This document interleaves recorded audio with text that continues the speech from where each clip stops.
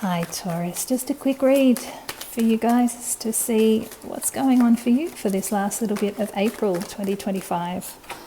Wow, okay, you've got the Five of Swords in your current situation, so there might have been a bit of conflict going on, a little bit of a battle, possibly internal. We'll see what other cards come out.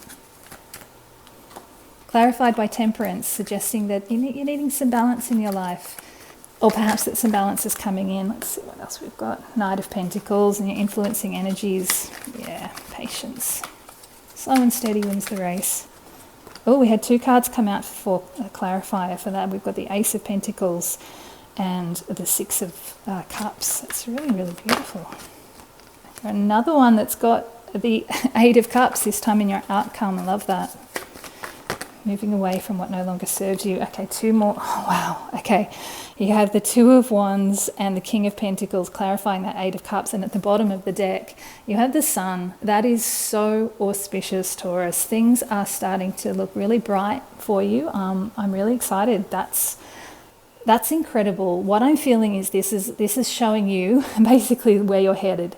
The moon's moved out from in front of the sun, and now that sun is shining and things are starting to look up. So I feel like this is where you're aiming for. Possibly at the very end of April going into May, this sun is, but it's overseeing this whole read. So whatever you're experiencing, it's got this light of the sun, this joy that's supporting it.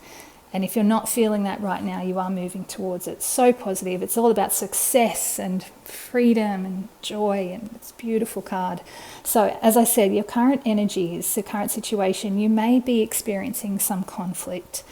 I am getting a little bit of both internal and external conflict. This is...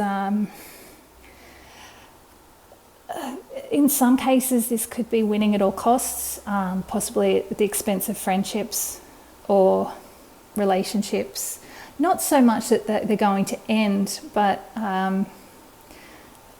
the words are cutting enough, the argument's sharp enough that it can cause a rift between people walking away. You may be the one in defeat, you may be the one that's victorious, but either way you're both losing out because you're losing this relationship, this connection that you have.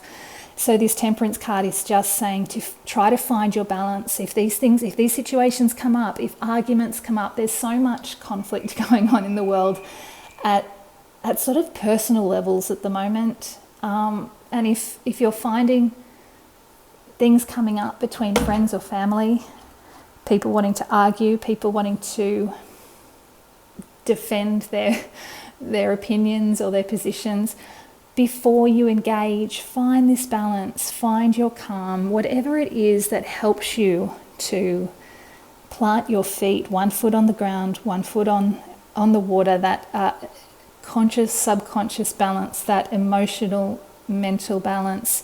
Whatever you can do to find that balance,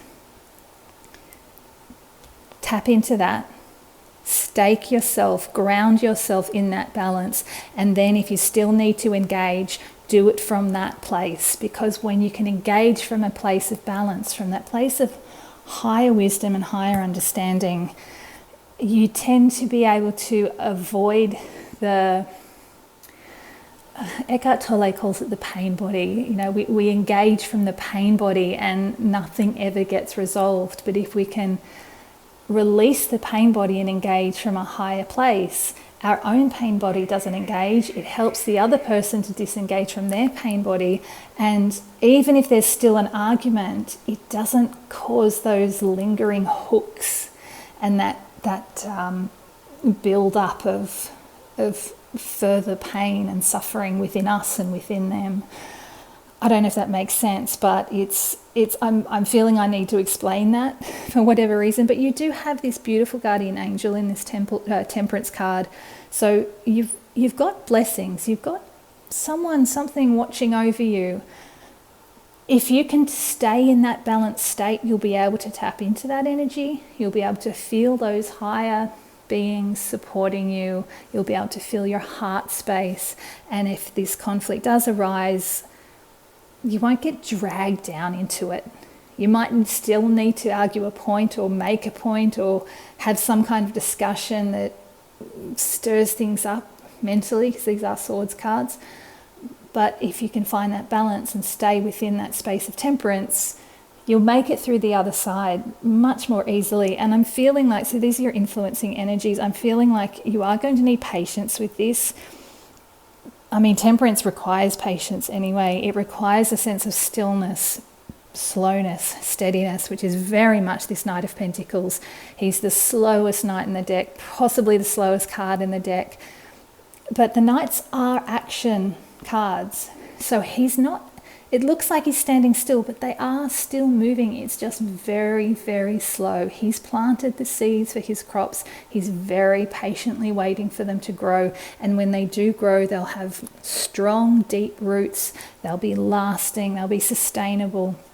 So find that patience, because when you can, whatever you say, whatever engagement you find yourself in, will blossom into something that's actually going to be fruitful and lasting and benefit everyone around you. And look at the supporting, the clarifiers for that Knight of Pentacles. You've got the Ace of Pentacles and the Six of Cups.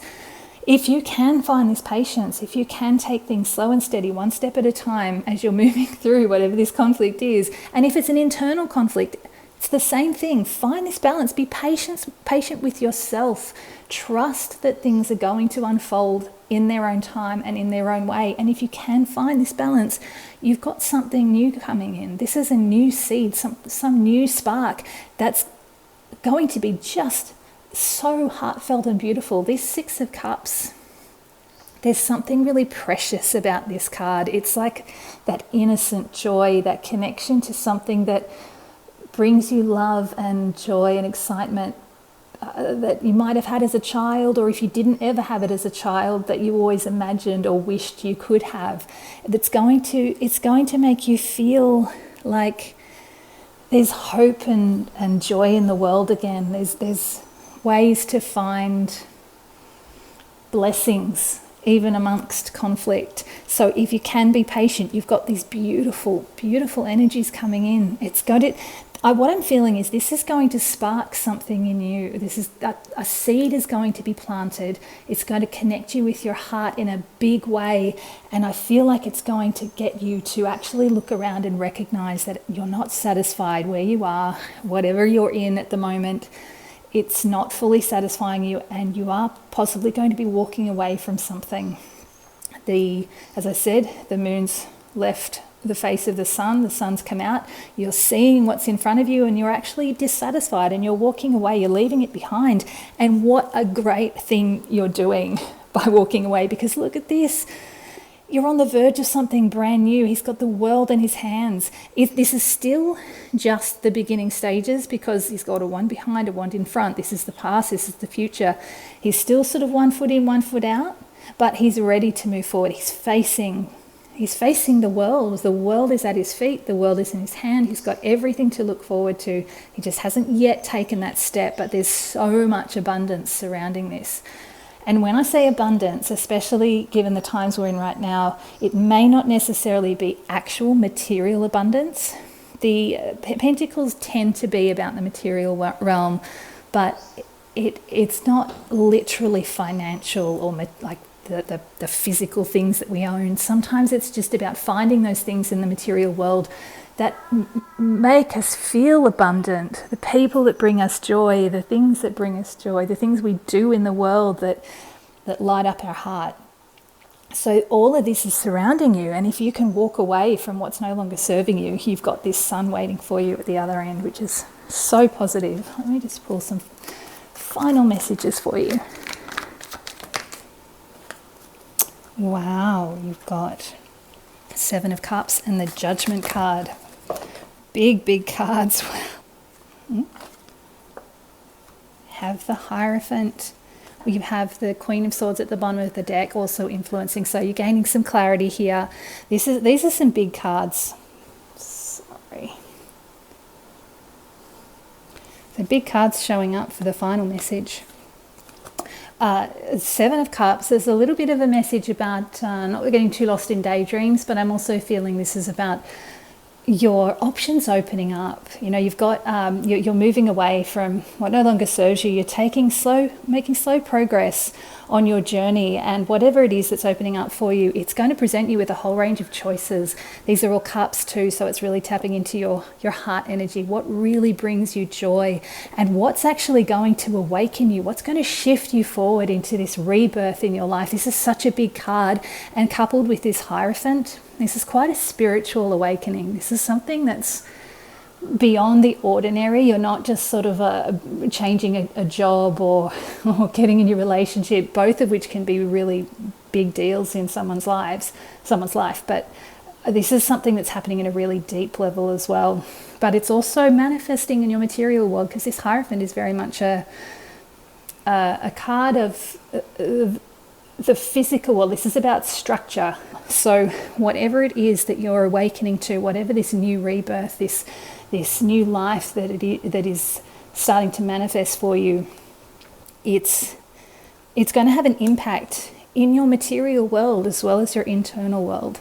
And it's overseen by that beautiful Sun card. So yeah, new options opening up that are going to take you on this new journey towards a spiritual awakening, a rebirth, a new adventure, something really positive. This is looking really great, Taurus. That's basically the end of April for you, and feeling like it's starting something new for May. So wish you all the best.